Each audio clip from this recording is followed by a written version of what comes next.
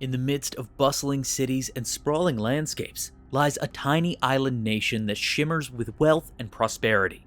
Singapore, a gleaming beacon in Southeast Asia, stands out among its neighboring countries for its impressive economic growth and financial stability. With a history steeped in colonialism, war, and political turmoil, Singapore has overcome countless obstacles to emerge as one of the most successful economies in the world.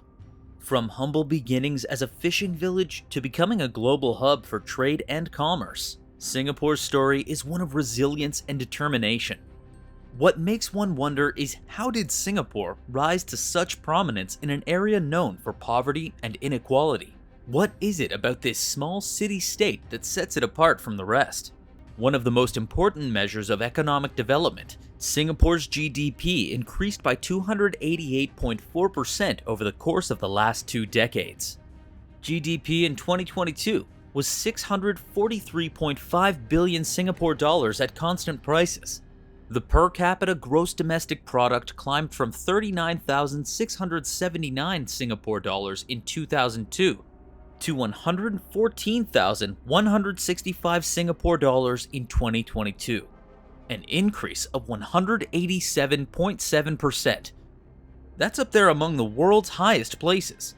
However, economic prosperity did not always characterize the nation's history. It was one of the world's poorest nations, having no significant natural resources. Malaysia rejected to include it as a state and isolated it. So let's explore Singapore's rags to riches story.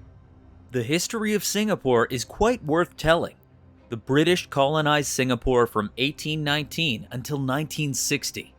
Because of its strategic position, this little island was of vital importance to the British. It helped the British convey products from Asia to Europe by acting as a trading link between the two continents. In 1960, when the British evacuated Singapore, the economy collapsed. The British government at the time employed the vast majority of Singaporeans. Because of the exodus that followed the British departure, unemployment rates quickly rose.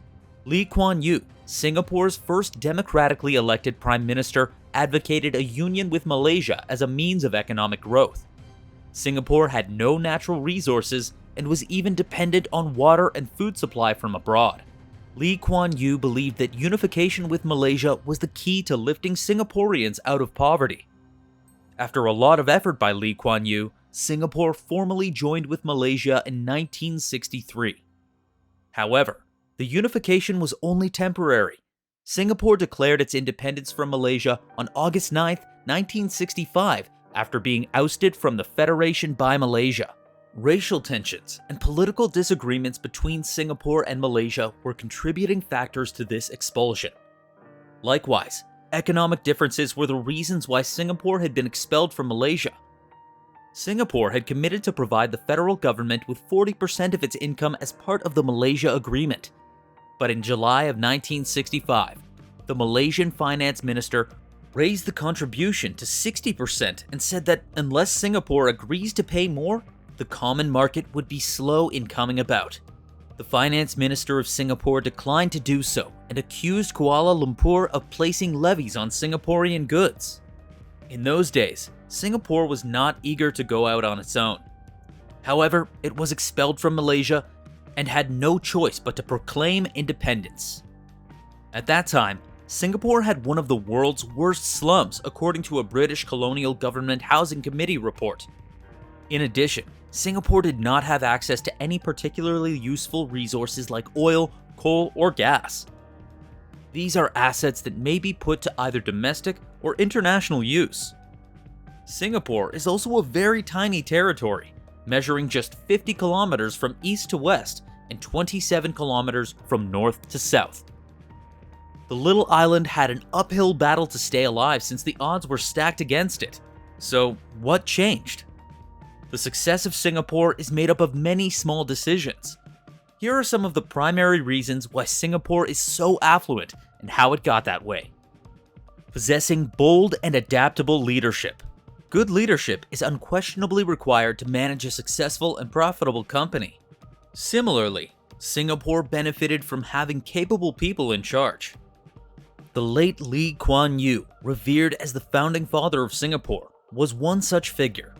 He became Singapore's first Prime Minister on June 5, 1959, and served for a total of 31 years and 178 days. Lee put a lot of effort into improving the economy.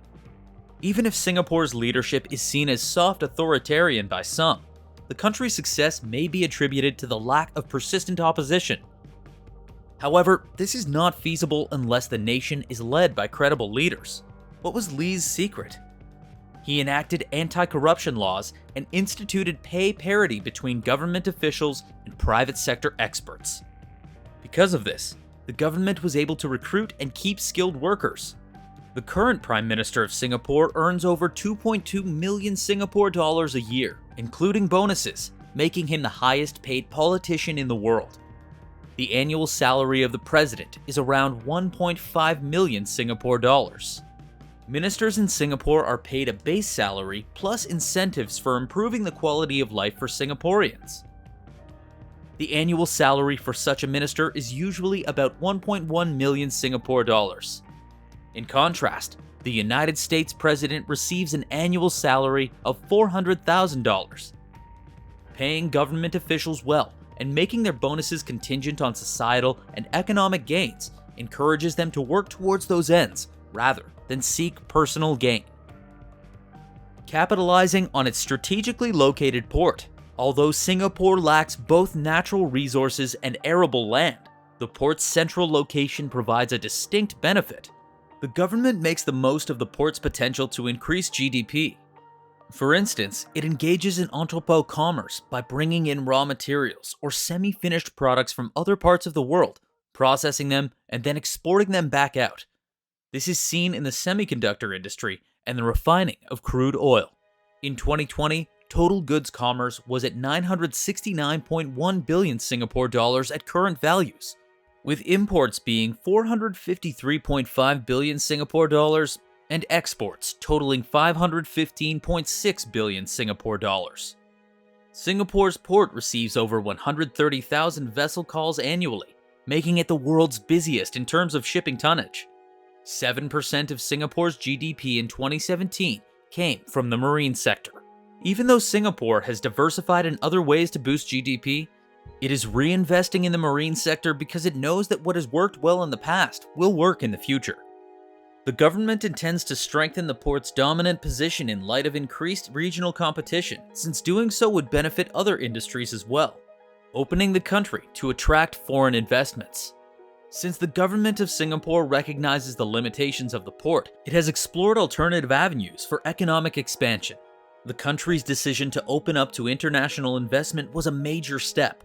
It accomplished this by producing high-quality human capital and enacting pro-business government policies. Some of the factors that contributed to Singapore's success in luring overseas investment are tax incentives, ease of setting up businesses, robust business-friendly ecosystem, liberal immigration policies, corruption-free government, politically stable environment. In addition, the government places a high priority on education, making sure that citizens have the tools they need to succeed in demanding jobs. To further facilitate its citizens' access to a worldwide network of communication, English has now been designated as the default language of Singapore. The government has made it possible for businesses to recruit experts from other countries in an effort to offer a workplace that is more representative of a wider range of backgrounds. This has helped alleviate supply and talent shortages, making Singapore a more desirable location for businesses around the world. These and other factors have contributed to rising GDP and enabled economic expansion in the absence of natural resources. The three largest contributors to GDP in 2022 were manufacturing at 21.6%, wholesale commerce at 18.6%, and finance and insurance at 13.5%. Before we go on, please like the video and subscribe if you are finding it interesting so far. It would mean the world to me. Thank you. Careful budgeting and spending. When the economy grows, the operating revenue that the government receives typically increases too. The bulk comes from corporate and income tax. To best invest in long-term national priorities including infrastructure, education, and healthcare, as well as fund research and innovation, the government creates an annual budget. In the 1970s and 1980s, the government had to borrow money to build infrastructure like the MRT and Changi Airport. Since the 1990s, however, it has been able to use budget reserves to pay for infrastructure projects, anticipating the need to build up substantial reserves. Unfortunately, Singapore still has relatively few natural resources. The safety of its port is at risk. Furthermore, the effects of Singapore's human capital might be dampened by globalization. Investing the country's surpluses and assets through the sale of land, etc., allows it to amass a sizable amount, which the government may utilize to offset any negative outcomes. Collectively, the three reserve management agencies MAS, Temasek, and GIC control at least 1.5 trillion Singapore dollars, or 777 billion US dollars in assets.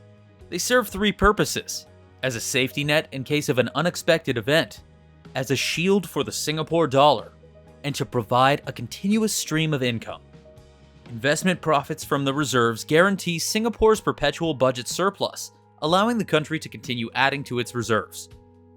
Both the present and future generations will benefit from this. The story of Singapore's transformation from a struggling, resource-poor nation to a prosperous and thriving economy is an inspiration to developing countries around the world. The success of Singapore is a testament to the power of bold and adaptable leadership, a strategic focus on education and innovation, investment in critical infrastructure, and a commitment to creating a business-friendly environment. Developing nations can draw valuable lessons from Singapore's experience, including the importance of building a skilled workforce, fostering a culture of innovation, and creating a favorable environment for foreign investment. Singapore's rise from poverty to prosperity is a shining example of what is possible when a country sets its sights on economic growth and development.